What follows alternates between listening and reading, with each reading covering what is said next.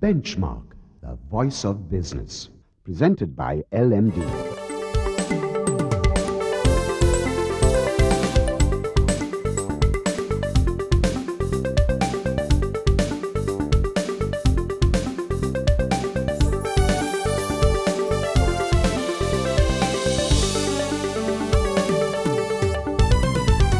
On this edition of Benchmark, we catch up with the Managing Director of Nestle Lanka, Ganesan Ampalavanar, for his views on doing business in Sri Lanka.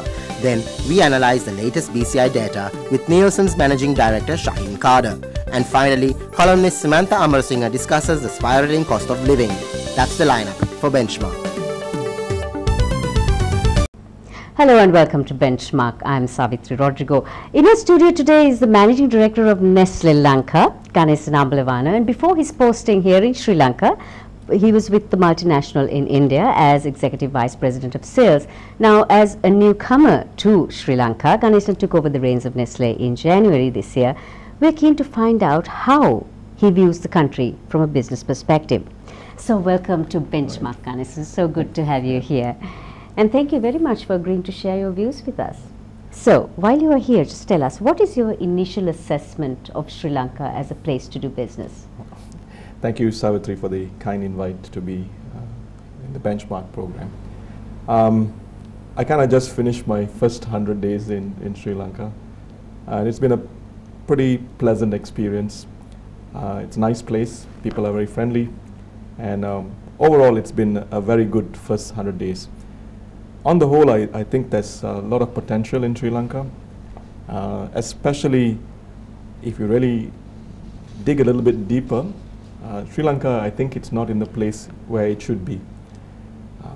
Coming from Malaysia and familiar with the region over there, in the 40s and 50s, countries like Malaysia aspired to be a Sri Lanka. And today I think that gap has gone the other way around. So Sri Lanka has an opportunity to be in a position where it should have been in the first place. Granted, there were some not so pleasant things over the last 30 years, but the opportunity, the potential, and the timing is just about right for Sri Lanka to take its rightful place in where it should belong internationally. You took over as MD of Nestle Lanka in January, like you said, it's been 100 days. Now, how would you describe your experience thus far, pros and the cons, if you don't mind? I'm extremely grateful to all my predecessors. All my predecessors, especially last two, Alois and David, have done a great job in building a good ship. So I didn't have to do major fixes, so to speak. So the ship was in good shape, and the course and the direction of the company was very clear. So the challenge for me is actually to build on what these guys have done and lift it to the next level. So immediately I have no pressing issues. Things are running quite smoothly.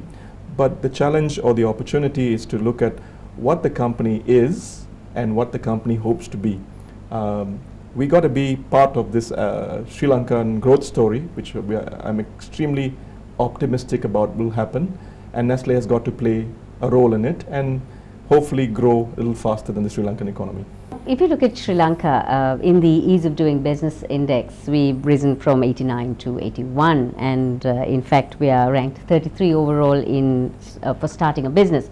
So from an actual practical perspective, how would you rate the ease of doing business here in Sri Lanka, and based on your experience, how does the country rate in comparison to the rest of South Asia? Right. Well, again, which is the benchmark that we want to look at? If you compare with our neighbors in South Asia, then I think Sri Lanka is by far the best place to do business. But however, that's not the benchmark we should, because some of the neighbors are ranking well above the 50th to 100th position ease of doing business. 33 is not bad, but I think we can inch forward little at a time. The lighthouse should be like a Singapore or Hong Kong. That's a long, that's a destination. The journey should be, we should surpass Thailand, Indonesia, and all the emerging Southeast Asian economies. So I think there's opportunity to improve. The ease of doing business, I think, is relatively okay, but there are maybe some red tape that we can reduce. Approvals, for example, clearance in ports. For people who play by the rules, I think a certain level of trust can be extended and reduce some of the paperwork or the bureaucracy involved. Ganesan, the multinationals who, like Nestle for instance, how do you view Sri Lanka post-war? First things first, an alternate view. Nestle is not a typical multinational. I'd like to talk a little bit about Nestle in the first place. We come from a small country, which is again, I'd like to compare with Sri Lanka. We come from Switzerland, our home market. Most multinationals, the home market is a big chunk of their business. For Nestle, coming from Switzerland, Switzerland is a small part of our business. We are 98% out of Switzerland, so it's a very atypical view for multinational. If you look from a Sri Lankan context, I would consider Nestle Lanka a multinational and a local company. So in other words, we're a local multinational. And I would like to stress we're a local company first because we have to be relevant to the environment that we work in and also relevant to the consumers whom we serve. Nestle Lanka established itself in 1906, long before the era of globalization or how people view things today. So we are a long-term player. We've got a factory in Kurunegala which is about to celebrate its 40th year of inception. We put a factory in 1984. We've been here through difficult times. We hope to be around for the next 100 years, which I think will be really good times for Sri Lanka. So we have a very, very clear position. We want to be as local as possible, bring in the best from the outside and blend it locally to make us as relevant as possible to local consumers. Are there any particular country risks that have become a cause of concern? Well, I can't run away from two startling facts. One, obviously, we're concerned about the currency volatility. Last year was not exactly one of the best years in terms of the performance of the rupee, although it has improved a little bit. So currency volatility is a concern. And second is the relative levels of inflation. Some inflation might be okay, but once it hits a certain threshold, I think it can impact overall consumption. And if this consumption has to be a huge driver of this middle Sri Lanka that we hope to see that will be growing a little bit faster. So inflation and currency volatility are two concerns we have. We take a break for commercials now. When we come back, Ganesan Ampalavanar discusses the local dairy industry plus emerging trends in the global dairy industry. Stay tuned.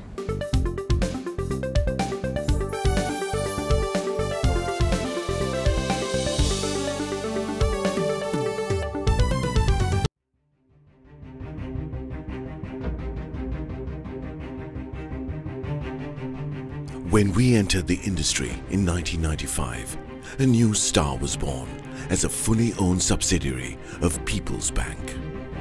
For those seeking to grow their businesses, PLC provided the seed.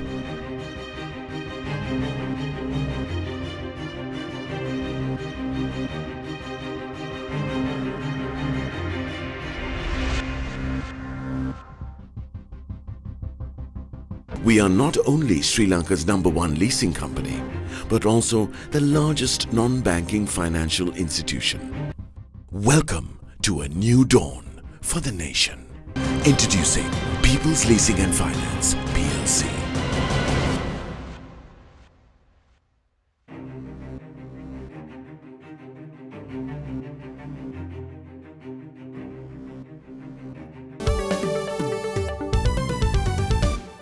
Thank you for staying with us on Benchmark. With us today discussing various issues including that of the local dairy industry and the dairy industry internationally. We have the Managing Director of Nestle Lanka, Ganesan Ampalavanar. Ganesan, welcome back once more after our commercial break. In your opinion, what are the main issues faced by the local dairy industry? First things first, I'd like to clarify that Nestle is not just a dairy-driven company. Dairy is just one part of our portfolio. It's a big part of our portfolio. Coming to the question itself, we are committed to source as much as possible locally. Today, Sri Lanka has got a relatively big powder market.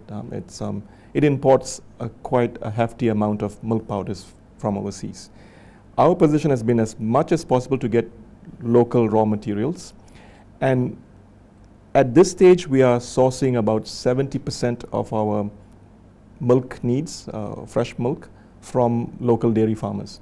We buy basically about 50 to 60 million liters this year, our estimates, from 18,000 local small farmers. So our position is to buy as much as possible locally, which in turn, in a way, is aligned with the National Dairy Development Plan of the country, which wants to make Sri Lanka milk sufficient by 2016.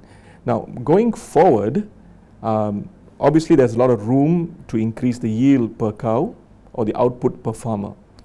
Here's where again we have got a agri-services team which is employed by us to go down to the local farmers and explain to them and guide them on how to do it.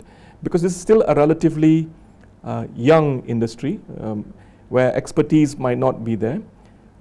People used to keep the cows as a source of milk for themselves, and whatever little extras they have, they sell it. Now we're trying to say, keep the cows, feed them better, give us more milk, and this simple thoughts about taking care of the cow, giving them a little bit more better feed will ultimately produce more literage per cow. And this is what we're trying to do in a small way, but in a very clear way. Now, you mentioned currency and inflation being two of the challenges that your company and like-minded in the industry does face. What about volatile market conditions and also the significant increase in fuel, in energy costs? Isn't that affecting the local dairy industry? Without a doubt. I know we're going to be facing some challenges with the new electricity tariffs. If we're collecting fresh milk, one of the key components or in the process of collecting fresh milk is ensuring that there's chillers. In chillers you need to have electricity. So our costs of collection is going to increase. And this is without doubt going to put pressures on our margins. And if we don't make sufficiently, like any other economic entity, it'll put a lot of strain on the way we're going to do things. Here's where maybe there's an opportunity to review the pricing. Because full cream milk powder in Sri Lanka is a controlled item in terms of price. If the input costs go up, then manufacturers like Nestle, and there are also local manufacturers are going to be hit with this. And the entire industry could face some difficulty as well. You can't have the input costs going and the selling price fixed. And this could turn backwards. Instead of developing the local dairy industry, it could put a big spanner in the works for other companies to collect more milk. In the larger picture, do you think enough is being done to actually sustain and uplift the livelihoods of the dairy farmer? In other words, is there enough interest in making farming a valuable entity and a sustainable industry? Okay. Farming in the whole, and I'll talk in context with the other commodity, which is coconuts. I think the government did a daring decision by increasing the price of fresh milk, this 50 rupee a litre or a kilo. That actually, while it was a bitter pill for us to swallow, but it made the supply side pick up. So I thought that was a daring decision. And in a way, it's now helped Sri Lanka a little bit, or rather a lot for the farmers. At that price point, there's enough for the farmer to make some money out of it. Because if he doesn't make money, then it's not an economic proposition for him, and then he'll do it as a part-time business. So that decision was a big, bold stroke. This has to be now balanced, and this is what the role of government in particular. We got to make sure that the local milk, where the prices are determined or fixed, has to be competitive with the international dairy prices. And there, you're dealing with a much more open market, but however, the prices can swing up and down. So at the moment, at least, the prices are competitive.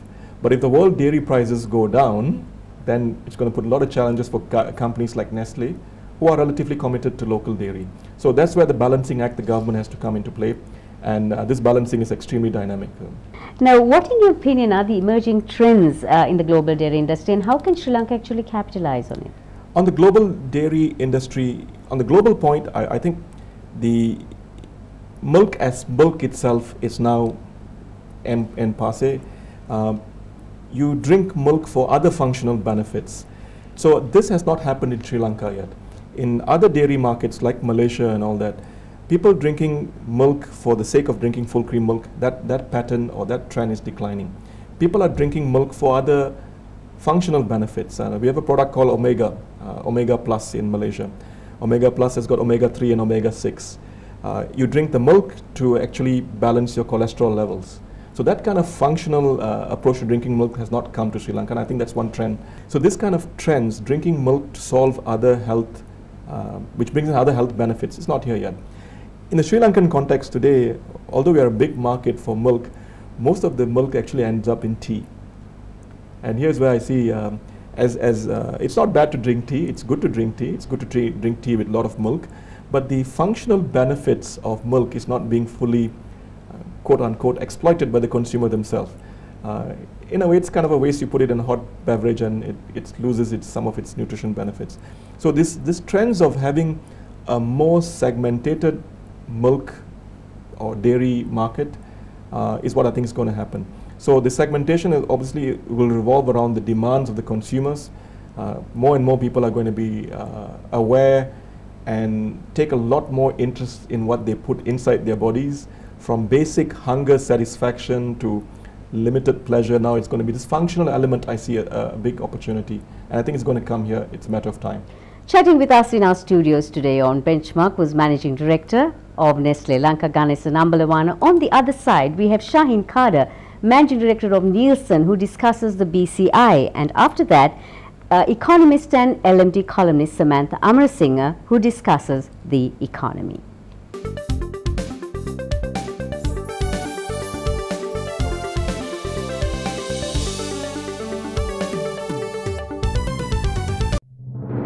Sri Lanka's #1 leasing company is now the nation's largest and highest rated finance company with 2 international ratings. Let us move the nation as one with People's Leasing and Finance PLC.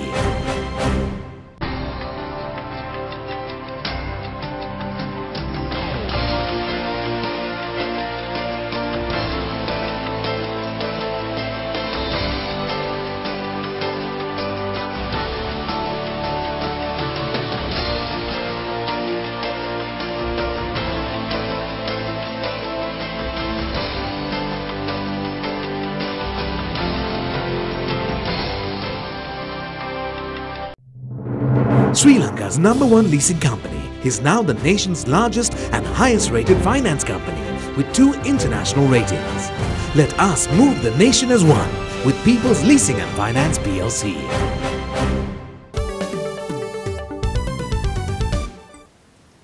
Welcome back to Benchmark.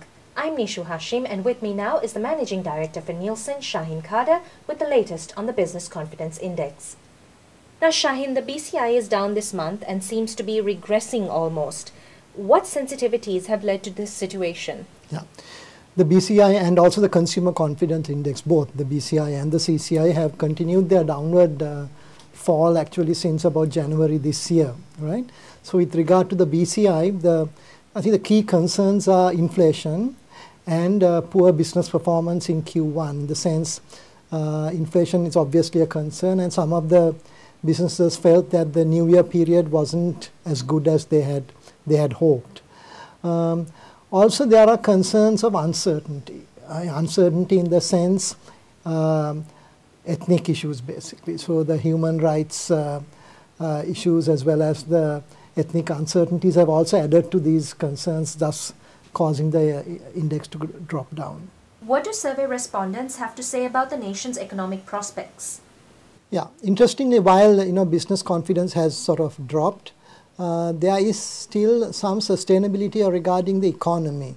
So about half the sample over the last few months have sort of felt that the economy would improve, and only a quarter remaining pessimistic. So the balance being undecided. Okay, but consumers, however, are becoming increasingly pessimistic, and about a third now feel that times are bad in terms of their personal finances, as opposed to only a fifth in January, for instance. And what are your projections for the months ahead, Shaheen? I think in the short run, with the increase of electricity tariffs, I think the index is going to drop further.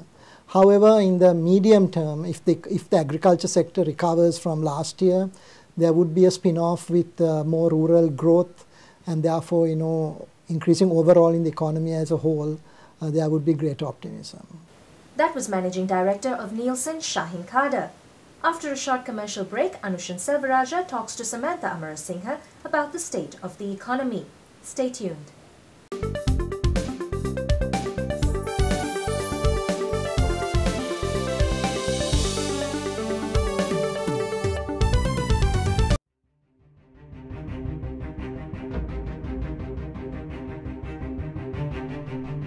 When we entered the industry in 1995, a new star was born as a fully owned subsidiary of People's Bank. For those seeking to grow their businesses, PLC provided the seed.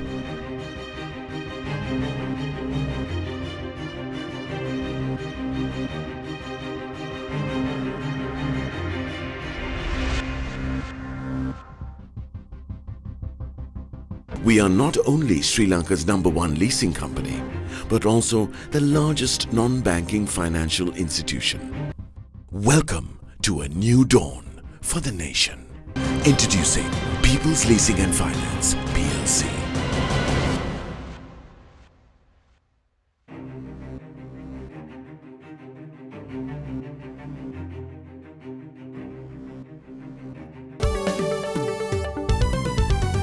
Welcome back to Benchmark. I'm Anushan Selvaraja, and with me now is economist with Standard Chartered Bank and LMB columnist Samantha Amerasinghe with the latest in the economy. Now, Samantha, looking at the central bank's policy measures to discourage imports and thereby ease the trade deficit, how have our exports fared? Exports remain sluggish, but we are seeing some improvement, which is easing pressure on the trade deficit and our balance of payments. That said, the external environment still remains weak and is cited as one of the key reasons for Sri Lanka's slower than expected recovery. But we are expecting global growth to recover in the second half of this year, so we're likely to see a further respite on the trade front. And in January, in fact, we saw export growth at -18%, largely due to industrial exports.